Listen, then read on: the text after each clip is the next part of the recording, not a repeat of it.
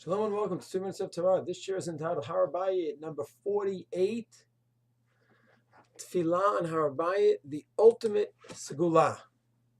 People are running after all different kinds of segulot, different kinds of magical cures to different issues today, claiming this source, that source. For example, today, a very big segula is coming out. Now, Kislev is the special segula, people claiming once every 28 years, on the 9th hour, on the 9th day, the 9th month of Kislev, and you have to look all around to find the source for this. And what's authentic or not, I'm not going to discuss.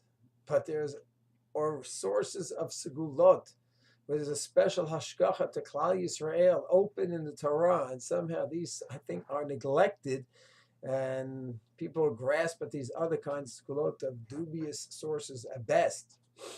And maybe more authentic sources, but we have a pasuk.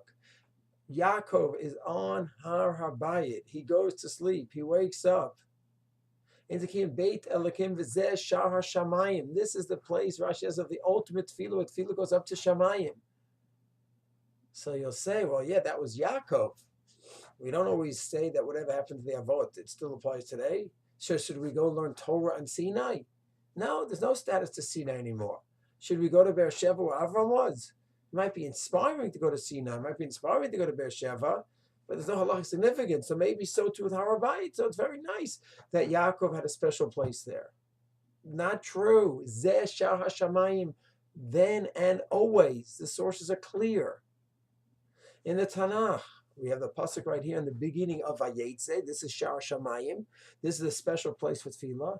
In Shlomo HaMelech's Mikdash, he davens in Perek Chet, in Malach Malef, he finishes building the Mikdash, one of the most exciting times in Jewish history. And Shlomo goes in and he says, Hashem, this should be the place where all the tefillot of Am Yisrael are accepted. A person has a fight with another Jew, he should come here and daven to Hashem. Have a fight with a guy, a war with a guy, daven over here. There's famine, daven over here. There's no rain, everything. Daven here in the Mikdash. This is the place. This is the ultimate base tefillah ki base tefillah krei l'chol hamim. This is the makom tefillah. The Mishnayos and Smacho Perek Vav talk about how this is where everyone came to daven. Person goes in and lost an Aveda. Case in Perek Vav and Smacho where they lost the Sefer Torah. He came, he davened, he didn't finish his davening, it was found. Someone else came to Har Habayit to daven Mikdash here to daven for a chole. He came, he davened, and the chole was healed. Someone's looking for segula, real, clear, biblical segula. And segula, I simply mean something which brings about a hashgacha to us, to the providence of the Jewish people, to the individual. Here it is. One reads the Rambam, Sefer Mitzvot.